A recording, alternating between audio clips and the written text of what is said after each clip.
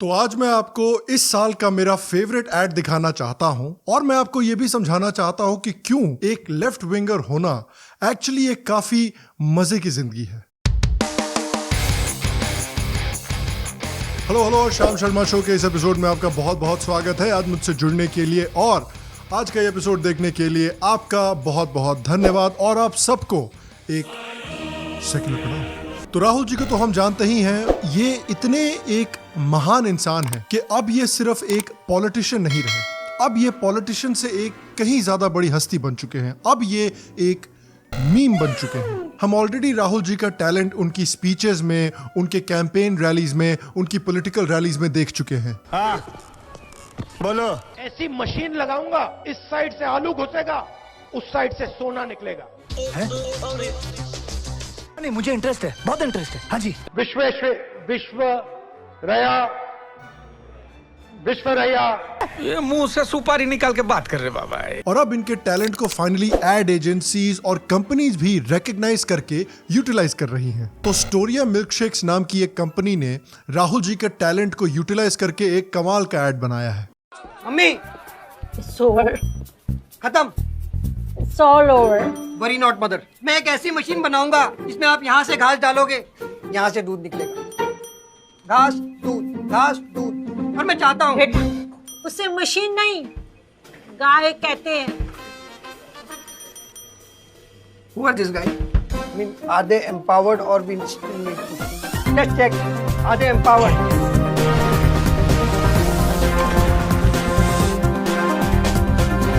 इसे कहते हैं असली मजा, और ये मजा मैं सबको देना चाहता हूँ।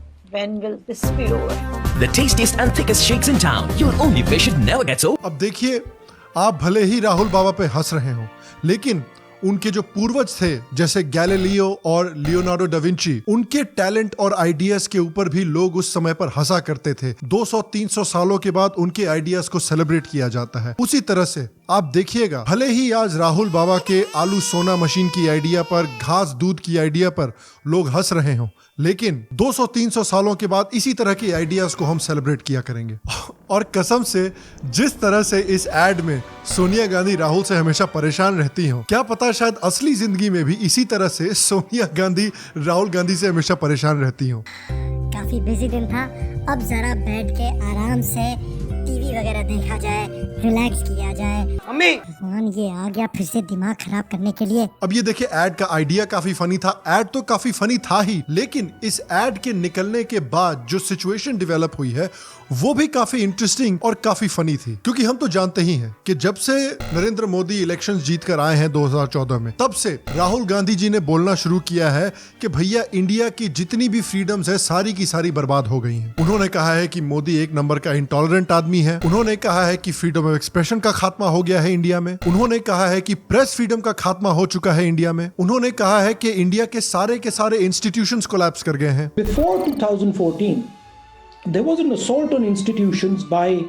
the RSS, by similar forces. You also have domination of institutions. उन्होंने तो यहां तक कह दिया कि इंडिया अब एक डेमोक्रेटिक कंट्री ही नहीं रही, और उनको इंडिया के फ्रीडम की, इंडिया के इंस्टीट्यूशंस की इतनी परवाह है कि उन्होंने तो एक फॉरेन कंट्री को इंडिया के इंटरनल अफेयर्स में इंटरफियर करने के लिए बुला दिया। I don't hear anything from the US establishment about what is happening in India. If you're saying partnership of democracies, I mean, what's your view on what's going on here? America is a profound idea.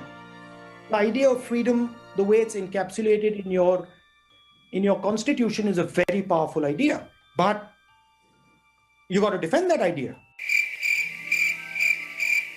तो freedom के बारे में, tolerance के बारे में इतना ज्ञान राहुल गांधी जी ने पेला, और फिर ये एड निकलने के बाद कांग्रेस पार्टी ने क्या किया? Actually, in fact, Congress workers created ruckus outside Storia Foods office is what we're given to understand. Kajal, what exactly happened? What are the details of the case? The company had come up with an ad which supposedly mocked Sonia Gandhi and Rahul Gandhi. So a few Congress workers had actually gone in and they trashed the entire office.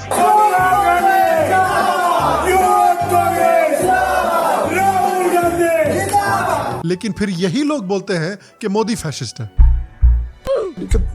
भैया यही तो मौज है एक left winger होने की, कि आप फैशिस्टों वाले सारे काम कर सकते हैं खुद, लेकिन आप कभी भी फैशिस्ट नहीं हो सकते, सिर्फ आपके ओपोनेंट फैशिस्ट होते हैं। और कमाल की बात तो ये है कि जो लोगों ने हम लोगों को इतना ज्ञान दिया था कि भाई मुनव्वर फारूकी के जोक्स पे आप इतना नाराज क्यों हो रहे हैं, ये तो सिर्फ जोक्स हैं, जोक्स को जरा हैंडल करना सीखो, वो लोग कहाँ हैं आजकल? इनमें से कोई भी स्टोरिया मिल्क शेक्स को डिफेंड करने के लिए क्यों नहीं आया? चिट्ठी न कोई संदेश। क्योंकि देखिए at the end of the day ये जो सेक्युलरिज्म के ठेकेदार है ना इंडिया में, ये लोग खुद वही काम करते हैं जिसके लिए ये लोग बीजेपी को गालियां देते हैं। Someone very profoundly once said many years ago that if fascism ever comes to America, it'll come in the name of liberalism. हमारे सेक्युलरिज्म के जो ठेकेदार हैं, उन्होंने कश्मीरी हिंदुओं के जेनोसाइड के ऊपर अपना मुंह बंद रखा। सेक्युलरिज्म के ठेकेदार ने कश्मीर की माइनॉरिटीज को मदद करने से सीधे सीधे मना कर दिया, क्योंकि आप याद रखिए कि उन्होंने हमेशा आर्टिकल 370 को सपोर्ट किया था। सेक्युलरिज्म के ठेकेदार ने सीएए का ऑपोजिशन करके भी पाकिस्तान और बांग्लादेश की माइनॉरिटीज को मदद करने से साफ साफ मना कर दिया। सेक्युलरिज्म के ठेकेदारों ने मुस्लिम औरतों को भी मदद करने से मना कर दिया था, ट्रिपल तलाक और निकाह हलाला को सपोर्ट करके।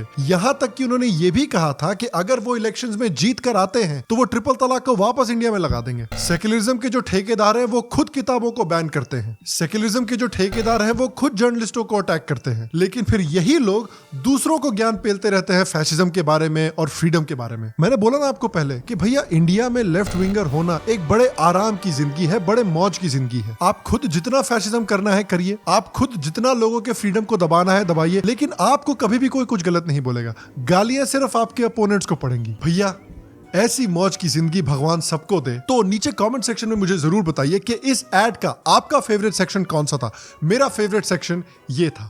Who are these guys? I mean, are they empowered or been? Let's check. Are they empowered?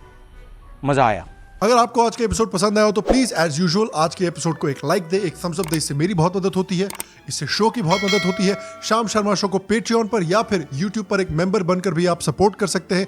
इससे आपको शाम शर्मा शो के एक्सक्लूसिव डिस्कॉर्ड सर्वर पर भी एक्सेस मिलता है। और अगर आपने आज का एपिसोड एंजॉय किया, अगर आपको आज का एपिसोड देखकर मजा आया, लेकिन फिर भी आपने अभी तक इस शो को सब्सक्राइब नहीं किया है, तो भाई नेकी और पूछ है, ये तो रहा बटन, इस बटन को प्लीज दबाइए, सब्सक्राइब कीजिए, बेल आइकॉन को दबाना बिल्कुल भी मत भूलिएगा। और हाँ, हमारे यहाँ और भी एपिसोड्स हैं, इनको भी जाकर देखिए, आपको जरूर पसंद आएंगे। मैं आपको अगले एपिसोड में मिलूंगा और तब तक स्वस्थ रहें, सुखी रहें, फिर मिलेंगे। और आप सबको एक सेक्युलर प्रणाम।